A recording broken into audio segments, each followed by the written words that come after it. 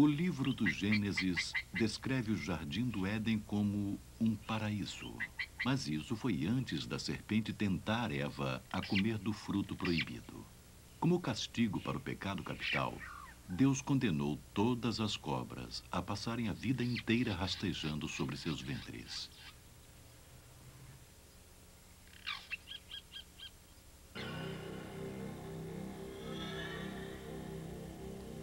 Longe de serem bestas sem pernas e desajeitadas, as cobras justificam os antigos mitos de matadoras terríveis, mais sutis do que qualquer outro animal. Elas podem se mover e atacar com a velocidade de um raio, e tornam-se assim as criaturas mais temíveis da Terra.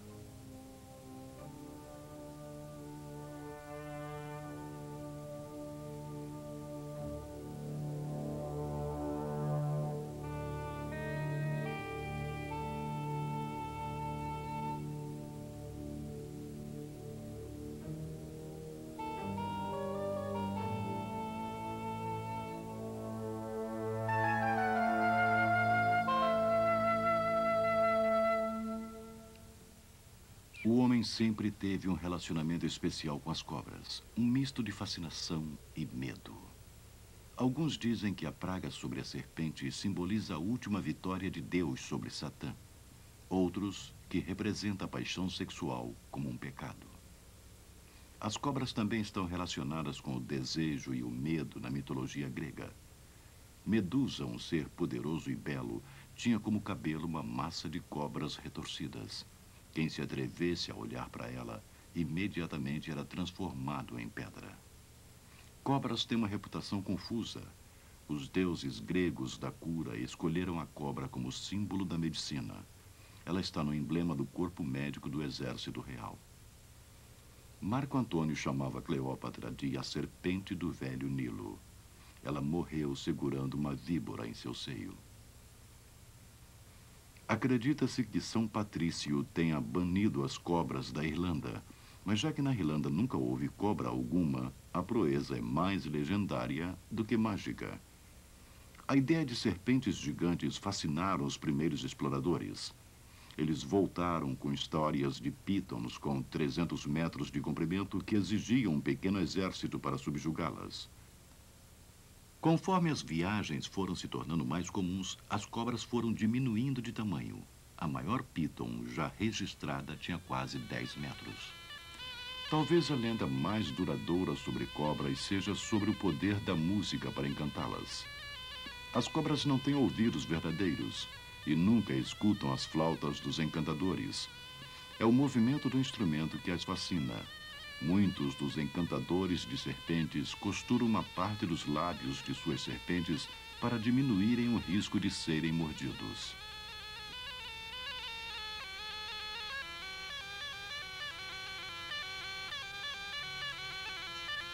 Os verdadeiros fatos sobre as cobras é que elas são tão extraordinárias quanto os mitos imaginados.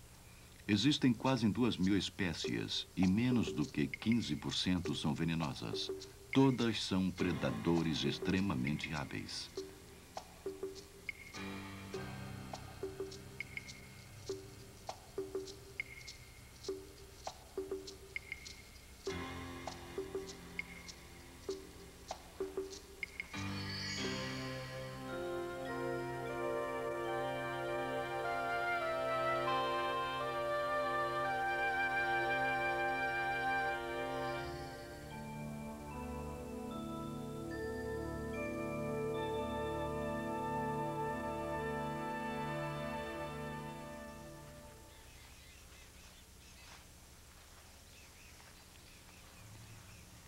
Elas evoluíram a partir dos lagartos há mais ou menos 130 milhões de anos.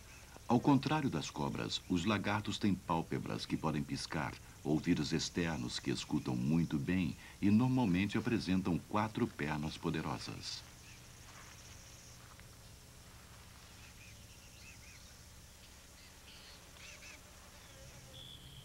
Este lagarto parece que parou no meio do caminho da cadeia evolutiva. As pernas do lagarto de língua azul da Austrália não são grandes o suficiente para suportar seu corpo pesado e grosso. Estes lagartos passam suas vidas perambulando em solo arenoso e não necessitam de pernas fortes para suportar seu peso. Provavelmente, com sua evolução a partir dos lagartos, as cobras perderam todas as pernas ao mesmo tempo.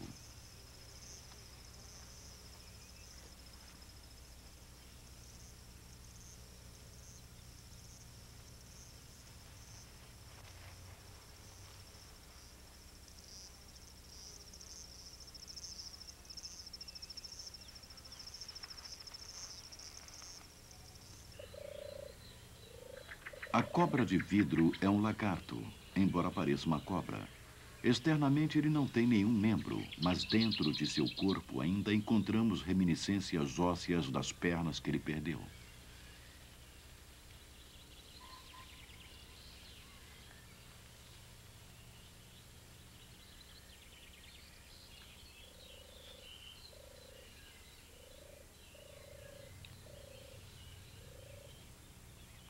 O lagarto anfisbena da Europa não apresenta pernas externas nem internas. Em 50 milhões de anos, possivelmente seus descendentes se tornarão verdadeiras cobras, apesar de ainda terem que mudar muito mais do que sua forma. Os antigos achavam que este lagarto era muito venenoso. Na verdade, são inofensivos. Algumas cobras ainda têm resquícios de membros. Nas grandes serpentes constritoras, esses resquícios das pernas traseiras se apresentam como unhas.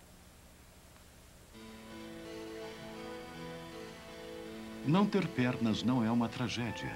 Até mesmo cobras enormes como esta pítona africana com 5 metros é surpreendentemente ágil.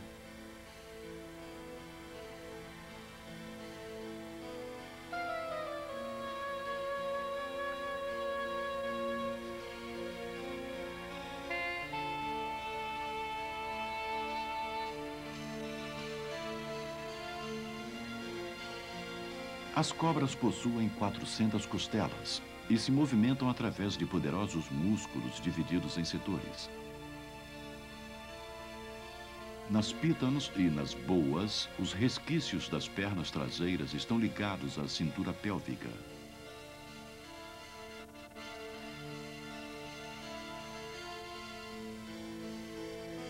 A protuberância na parte de cima é onde uma costela quebrada foi reparada. É a combinação de costelas e músculos que faz com que a cobra seja tão flexível.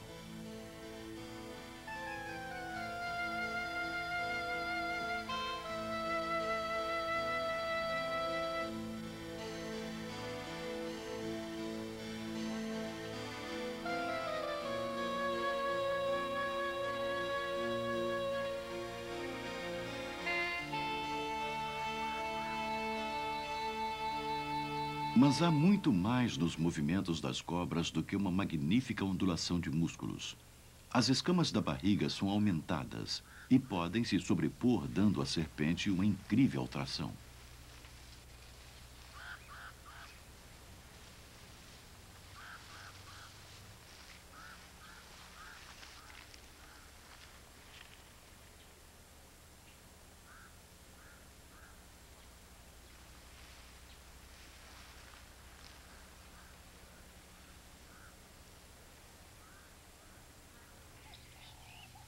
Assim como a piton, a víbora sibilante africana se movimenta da mesma maneira.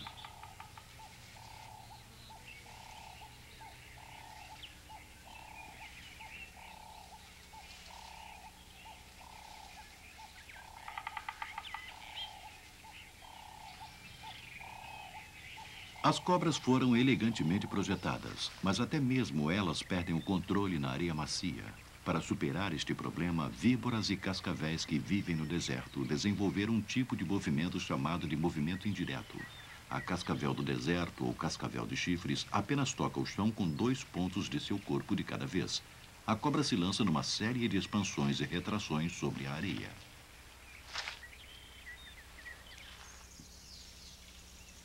As cobras mais rápidas do mundo são a mamba preta e a cobra sibilante da areia.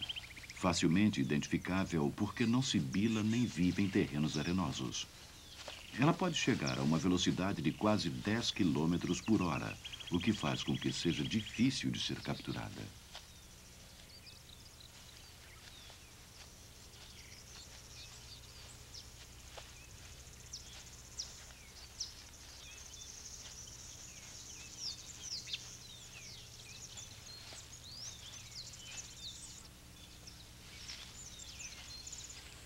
Há muitas vantagens em se ter um corpo longo, muscular e sem pernas. Mas também há problemas. Este é um deles. As cobras geralmente engolem presas muito maiores do que suas próprias cabeças. Esta serpente dos galhos africana está quase terminando com um camaleão. Parece impossível e realmente seria se a cobra não pudesse desarticular a sua mandíbula. O osso quadrado na mandíbula inferior age como uma dobradiça e possibilita que a boca literalmente quase se separe. As cobras têm dentes pequenos para segurar as vítimas, mas que não servem para mastigar. A musculatura do corpo da serpente dos galhos puxa o camaleão para o seu estômago. Não ter pernas não é empecilho para o ataque das cobras. Um longo corpo muscular proporciona a todas as cobras venenosas poder de atingir suas vítimas com uma velocidade devastadora.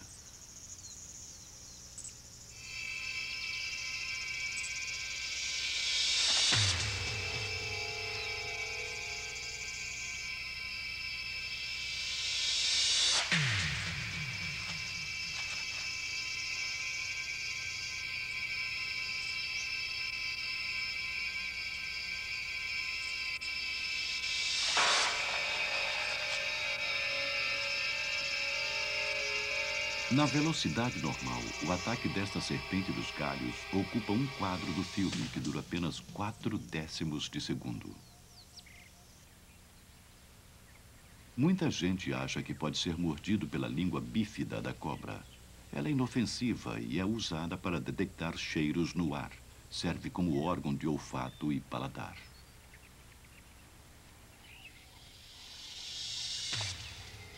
As cobras injetam veneno em suas vítimas através de suas terríveis presas.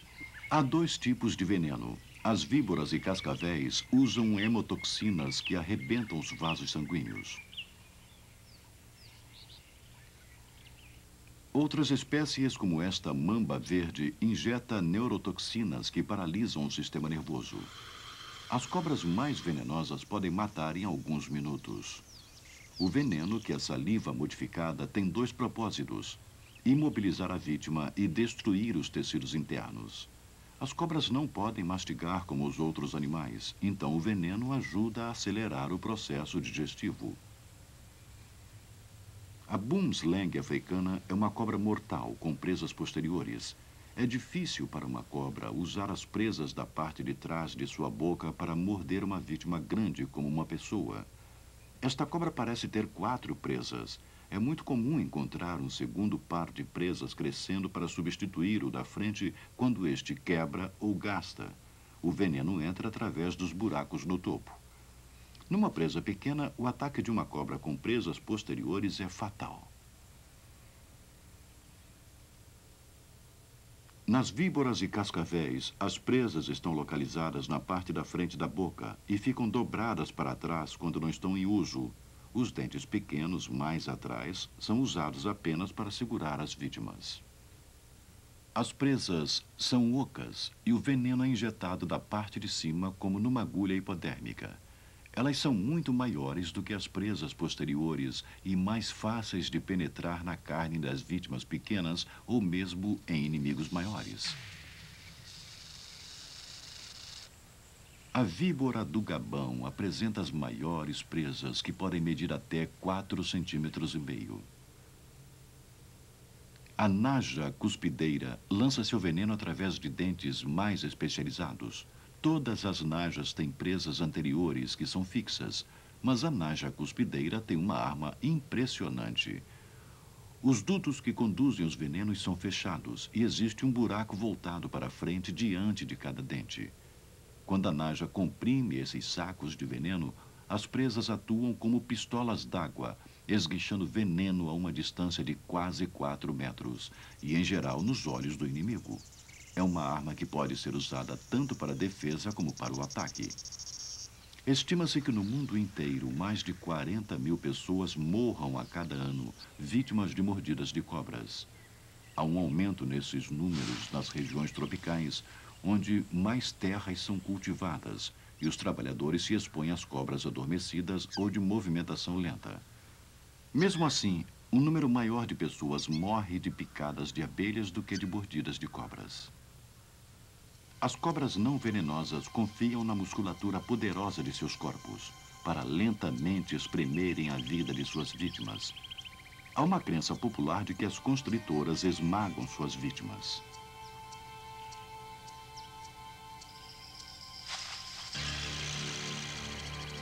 Na verdade, as vítimas são sufocadas.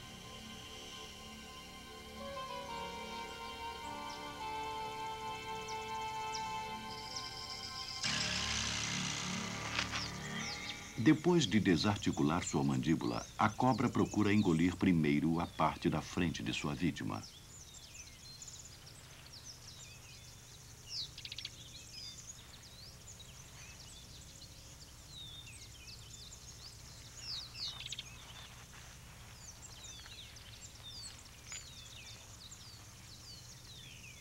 Mesmo as cobras venenosas têm seus inimigos. A camuflagem serve para esconder a víbora tanto de suas vítimas como de seus inimigos.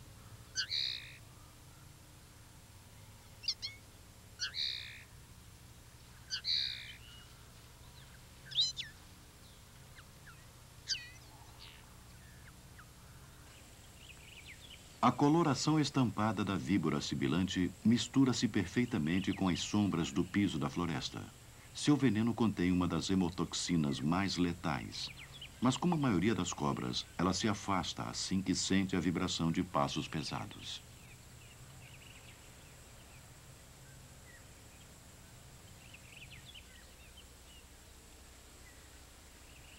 A víbora do Gabão é uma das cobras africanas mais mortais e com uma das camuflagens mais perfeitas.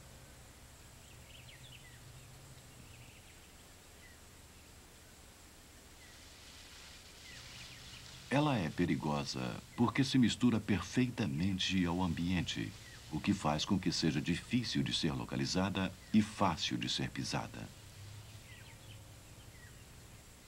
Cobras arborícolas, como a mamba verde, também usam a camuflagem imitando a cor das árvores e folhas.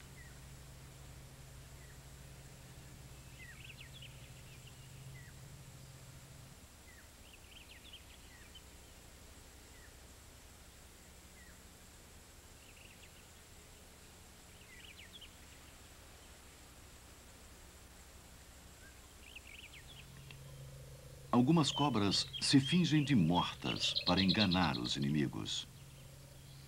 Não é uma tática comum entre as cobras aneladas. Seu mecanismo de defesa é lançar um fluido de cheiro repugnante que sai de glândulas que se localizam perto da cauda.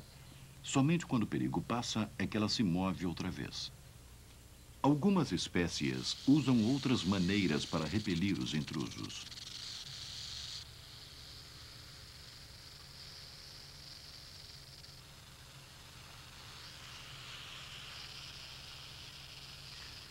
Cada vez que a cascavel troca de pele, a última escama permanece e é adicionada ao final de sua cauda.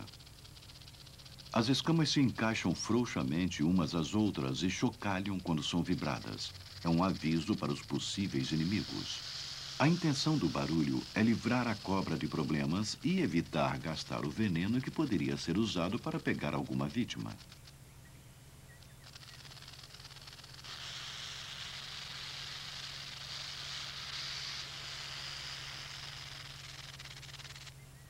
A piton preta é uma fraude. Ela é inofensiva. Mas como imita a cascavel, confunde seus inimigos que pensam que ela é a sua prima venenosa.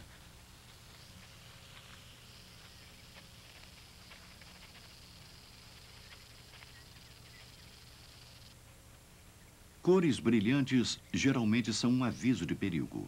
Mas nem todas as cobras com faixas coloridas são venenosas. Existe um verso salva-vidas que é o seguinte: vermelho com amarelo perto, há veneno, fique esperto. Vermelho com preto ligado, pode ficar sossegado. A cobra coral é mortal. A serpente real tem faixas vermelhas seguidas de faixas pretas e é completamente inofensiva.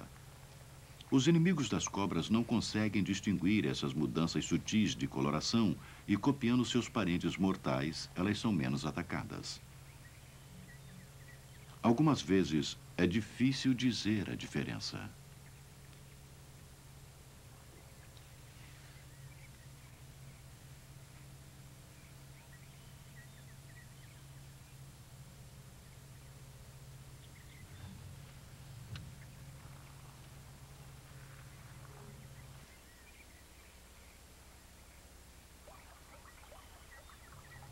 A serpente real da Califórnia apresenta suas faixas vermelhas quase todas juntas, mas seu padrão listrado ainda confunde seus inimigos. Uma característica da serpente real é o seu apetite por outras cobras. Ela pode ser mordida, mas parece ser imune ao veneno que poderia matar um homem.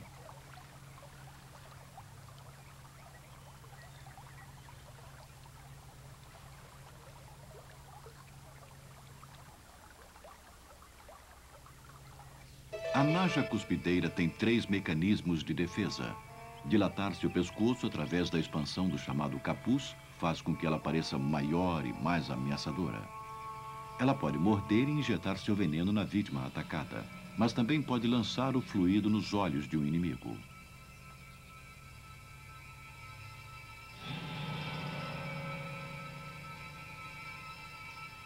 Isso é extremamente doloroso e, se não for lavado imediatamente, pode levar à cegueira.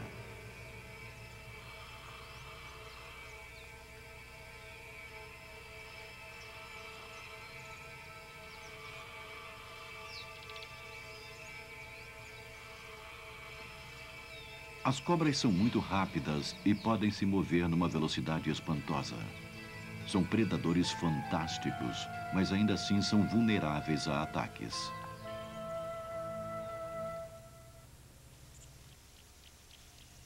Algumas espécies, como as cobras arame da África, se especializaram em pegar e comer sua própria espécie.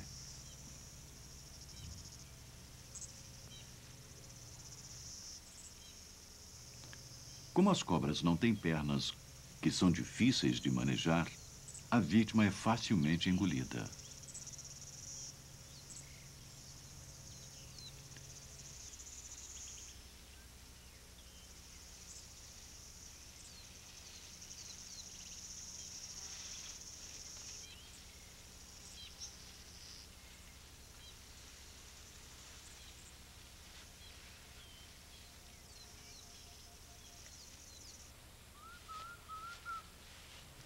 Elas têm inimigos entre seus parentes próximos, os lagartos.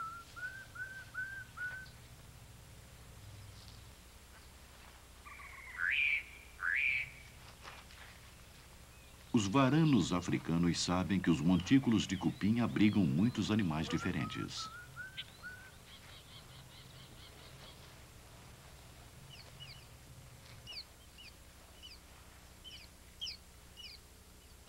Os mangustos anões que vivem dentro dos montículos são muito rápidos para o varano, mas a naja cuspideira é mais lenta que o lagarto e é uma de suas presas.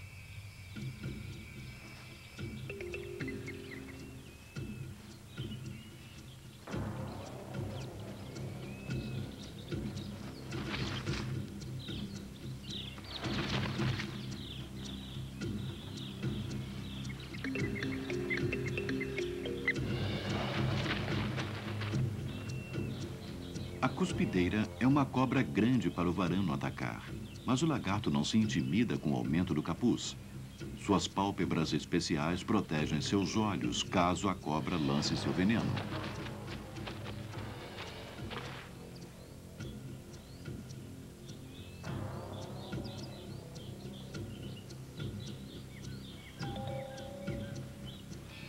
A cobra morde o lagarto, mas sua mordida não tem nenhum efeito.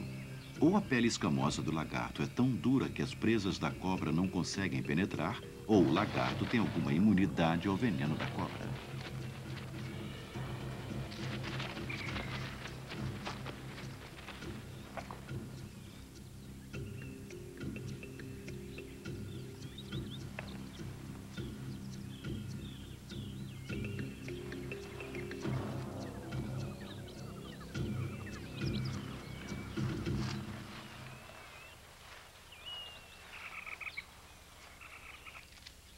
Muitos pássaros se especializaram como caçadores de cobras. O falcão serpentário africano mata as cobras pisando-as com seus poderosos pés.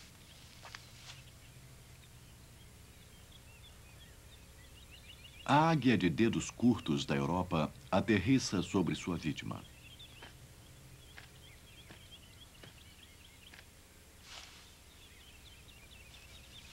Ela deve prender a cabeça da cobra para evitar ser mordida durante o ataque.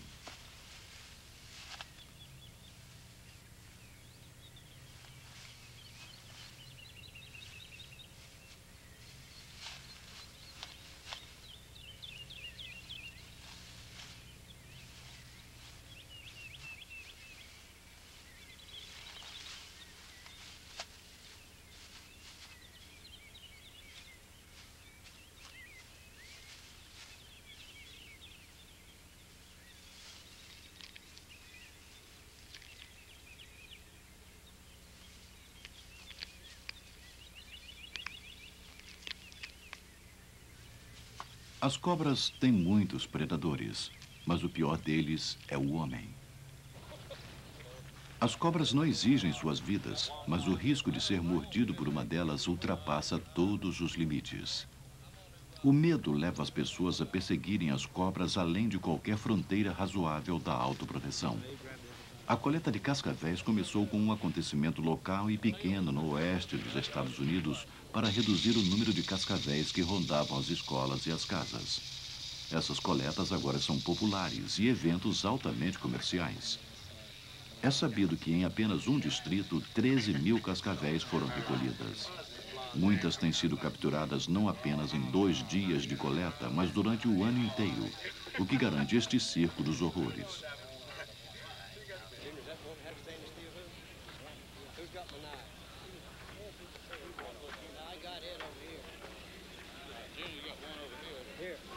That's right. There wasn't one on here. No, you're right.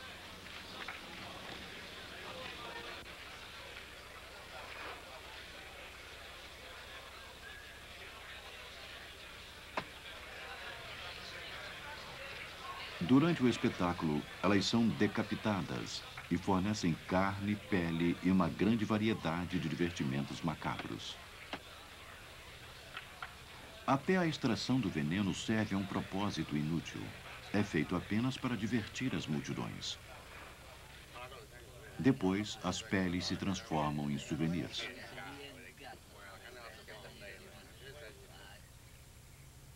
É sempre o lado perigoso da vida das cobras que é enfatizado. Na verdade, as cobras passam menos tempo caçando do que a maioria dos predadores, porque suas vítimas são comparativamente maiores e levam mais tempo para serem digeridas. As cobras são animais de sangue frio. Elas absorvem o calor do meio ambiente.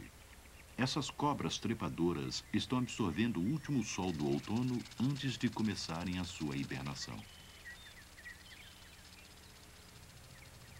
Os esconderijos que elas usam são sempre os tradicionais, como uma caverna.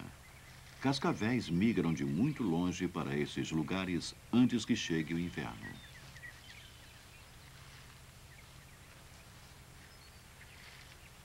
O cenário dentro de um desses esconderijos tem a qualidade sinistra que alguns filmes de terror apresentam.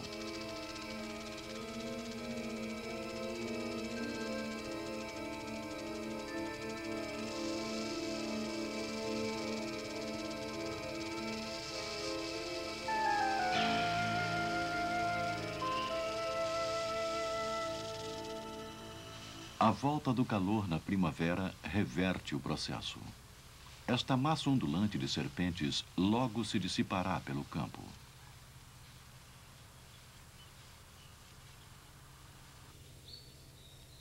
Uma das primeiras coisas que as cobras fazem quando saem da hibernação é perder ou trocar a pele. Um dos sinais de que isto está prestes a acontecer é quando o revestimento dos olhos se torna opaco. Uma cobra troca de pele várias vezes por ano, ou para acomodar o corpo que cresce, ou porque a antiga pele está gasta. A primeira ruptura acontece no lábio superior, depois que a cobertura do olho, que é uma escama modificada, se solta.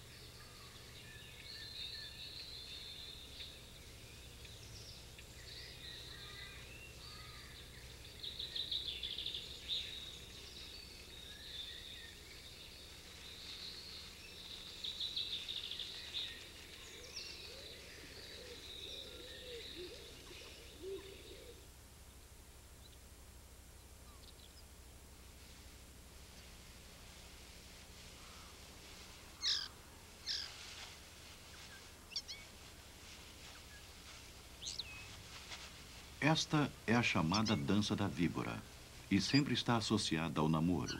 Mas não é uma dança, é um combate cerimonial e acontece entre dois machos que estão competindo por uma fêmea. Eles podem se ferir seriamente, mas na verdade é apenas um teste de força. O perdedor continua na luta por muito tempo sem que haja necessidade de recorrer à mordida.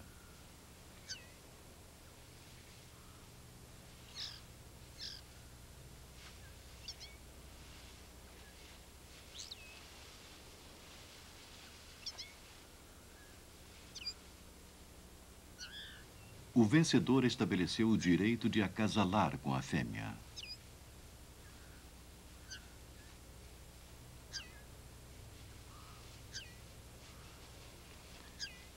Ela não é tão colorida quanto o macho e é muito maior. As víboras estão entre as cobras que dão à luz a filhotes, já que a maioria dos répteis, inclusive as cobras, botam ovos. A fêmea tem que ser grande o suficiente para carregar em seu interior 18 bebês. Os pássaros evoluíram dos répteis e também colocam ovos, mas suas proles são dependentes dos pais durante as primeiras semanas de vida. Pouquíssimas cobras demonstram qualquer cuidado maternal. A cobra anelada geralmente põe seus ovos no monte em compostagem úmido e quente, mas depois que põe seus ovos, elas não têm mais nenhum interesse neles. Às vezes, as cobras põem ovos que em seu interior apresentam um embrião bem desenvolvido, mas nunca há um embrião dentro de um ovo recém-posto por um pássaro. Uma outra diferença é que os ovos das cobras são revestidos por uma pele membranosa. Eles não precisam de uma casca dura para aguentar o peso de um adulto chocando.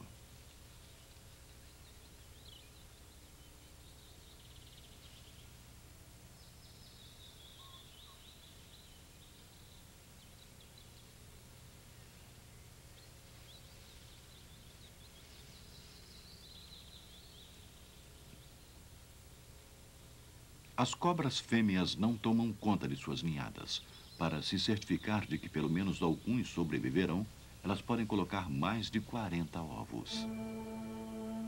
Dentro do ovo, o embrião levará no mínimo 6 semanas para se desenvolver. 5 dias depois de serem colocados, os contornos do bebê cobra são claramente visíveis. Os olhos já estão desenvolvidos. E o coração bate com força. Com 6 dias, a cabeça da pequena cobra anelada está tomando forma. Mais uma diferença muito grande entre um ovo de cobra e um de pássaro. O pintinho é ligado à gema e se desenvolve fora dela. A cobra cresce dentro da gema. 2 semanas depois de colocado, e aí está a cabeça.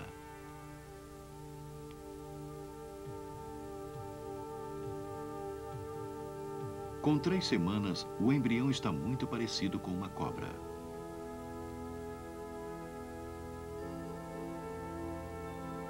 Mais 2 semanas e o corpo que aparece na abertura da gema já adquiriu escamas.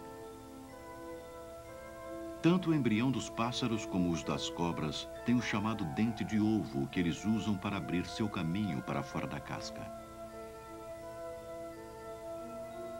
6 semanas e ele já está quase pronto para eclodir. Os olhos são opacos porque uma das primeiras coisas que a pequena cobra faz ao emergir é trocar de pele.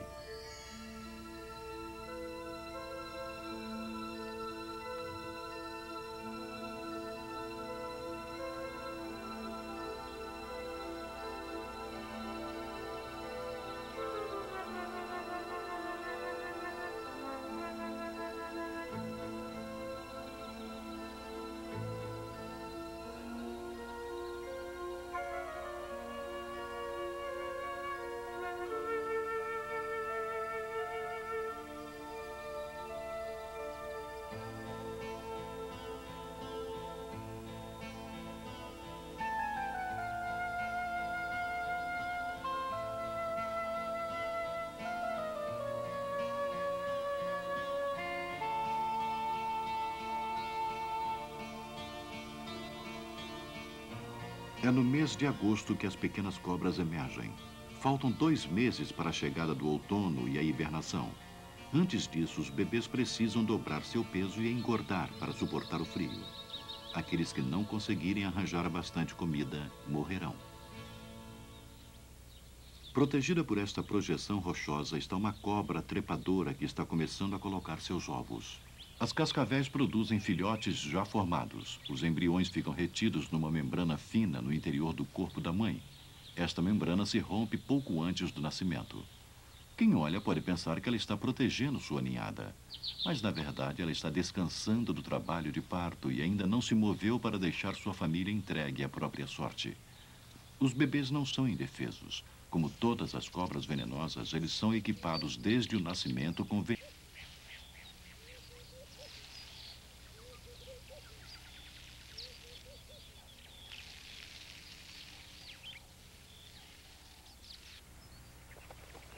Um casal de threshers que faz seu ninho num cactus cholla, no Arizona, tem muito mais sucesso contra uma cobra corredora preta.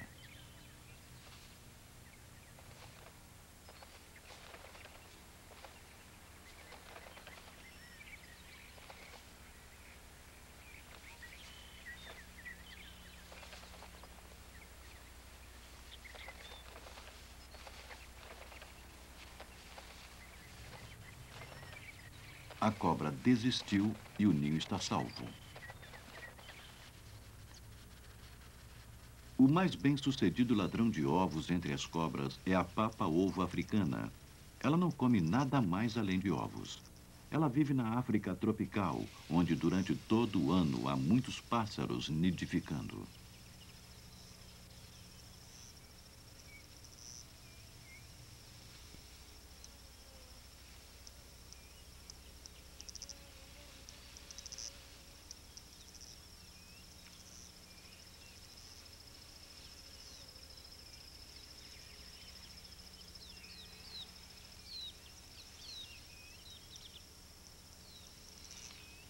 Depois de ter engolido um ovo muitas vezes maior do que sua própria cabeça, a papa-ovo movimenta a cabeça com várias contrações musculares até que a casca entre em contato com as muitas pontas ósseas bem afiadas.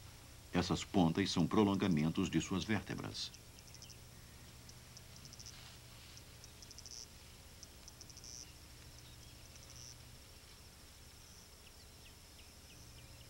A cobra mexe o pescoço até que as pontas ósseas quebrem a casca.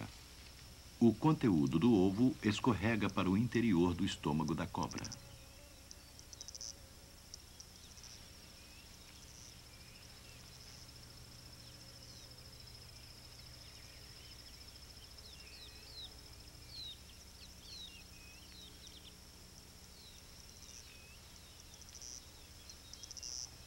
Depois, ela regurgita os pedaços quebrados da casca que não são digeridos. E como esses pedaços ficam com as bordas afiadas, poderiam machucar o interior delicado da cobra.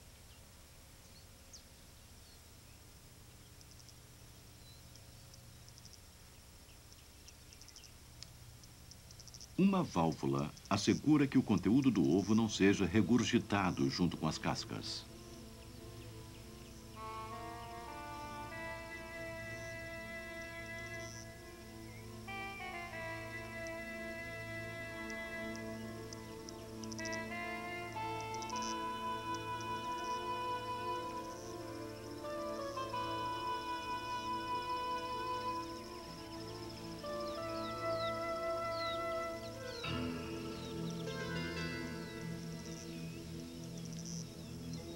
Ovos fornecem uma dieta altamente proteica, mas na maior parte do mundo eles não são encontrados durante o ano inteiro. Sendo assim, poucas são as cobras que podem se alimentar exclusivamente de ovos.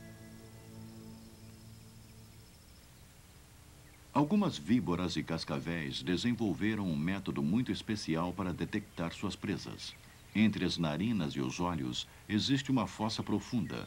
São sensores infravermelhos para detectar calor. São tão sensíveis que podem detectar diferenças de até alguns décimos de grau.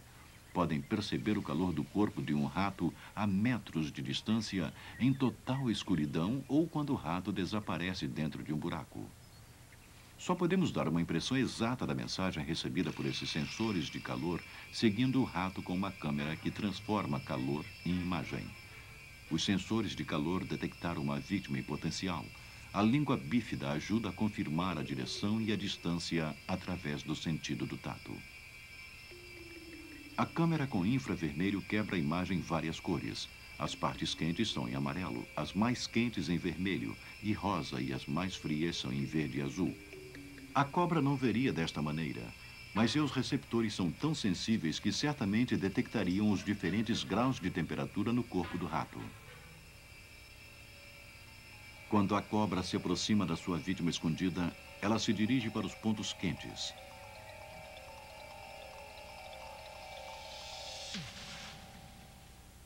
O rato corre, mas o veneno garante que ele não irá muito longe.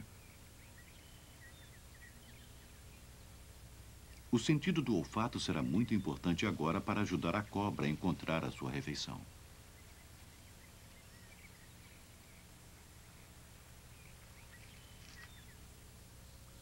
Muitas vezes não se pode imaginar como praticamente todas as cobras agem na água.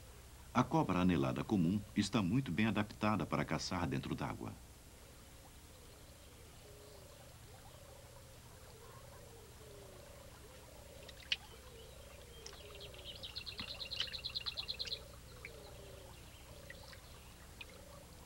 Todas as cobras podem nadar, e muitas delas podem ficar submersas por um período de tempo considerável.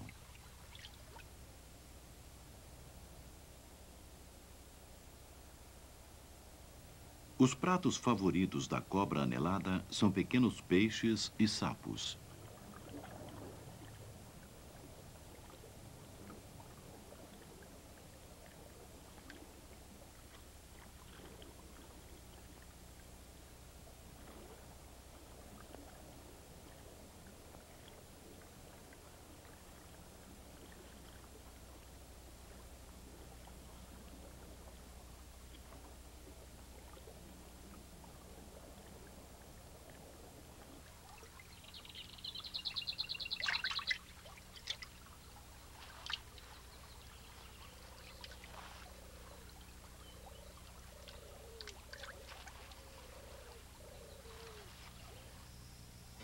A maior das cobras de água doce vive na bacia amazônica.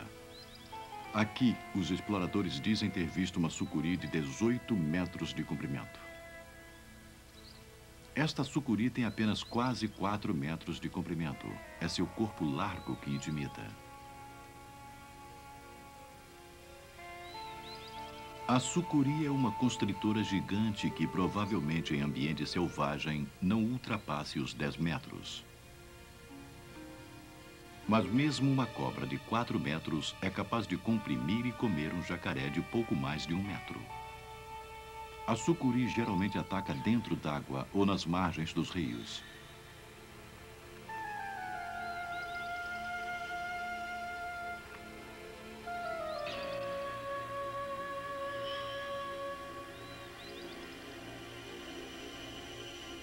É uma refeição imensa, mas a cobra sabe como agir.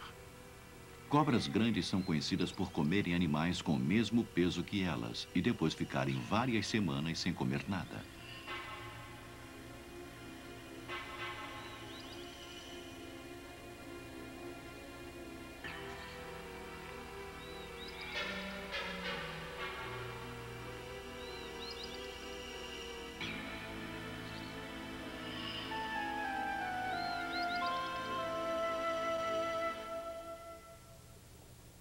As cobras vivem na maioria dos habitats tropicais e temperados do mundo, inclusive nos mares quentes.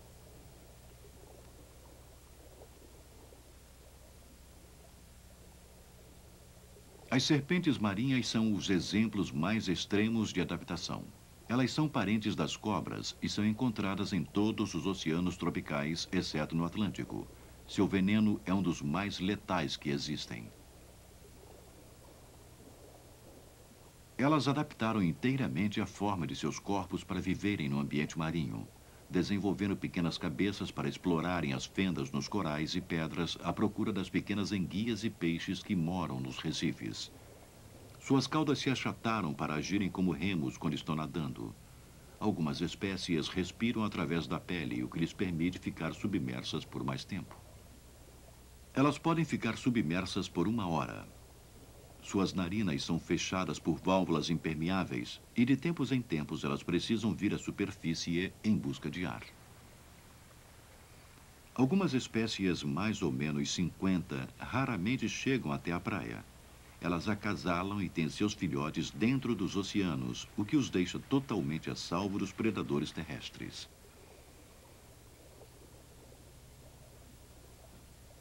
Os rituais de namoro e acasalamento são muito parecidos com os das cobras terrestres. Um macho nada junto com uma fêmea até que ela esteja pronta para acasalar.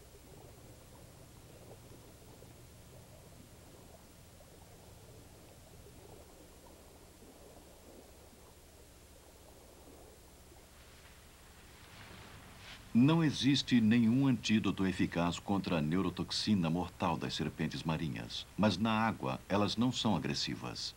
Pouquíssimas pessoas foram mordidas porque a boca e as presas das serpentes marinhas são muito pequenas. Mesmo assim, elas são extremamente perigosas, porque seu veneno normalmente fatal tem ação lenta. Quando os sintomas aparecem, geralmente é muito tarde. Os cientistas experientes as seguram com muito cuidado. Esta é uma serpente marinha verde muito grande. Mergulhadores amadores, mesmo usando roupas de mergulho e luvas, nunca deverão fazer isso.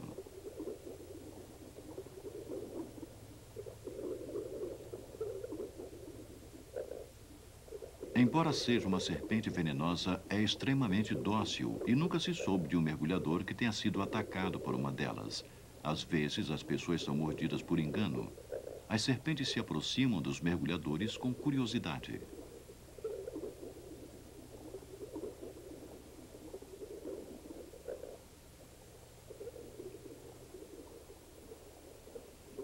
As histórias bizarras que são a base para o medo tão difundido de cobras são quase sempre inverdades. Poucas delas atacam mesmo em defesa própria, a menos que sejam intensamente provocadas, e a enorme maioria é completamente inofensiva. Longe de serem bestas miseráveis sem pernas, elas ocorrem em quase todos os habitats da Terra. Milhões de anos as transformaram em mestres do disfarce e da decepção. Elas são formidáveis matadores eficientes. Através das eras, estes predadores supremos têm sido uma fonte de fascinação e, para alguns, a causa de um incontrolável medo.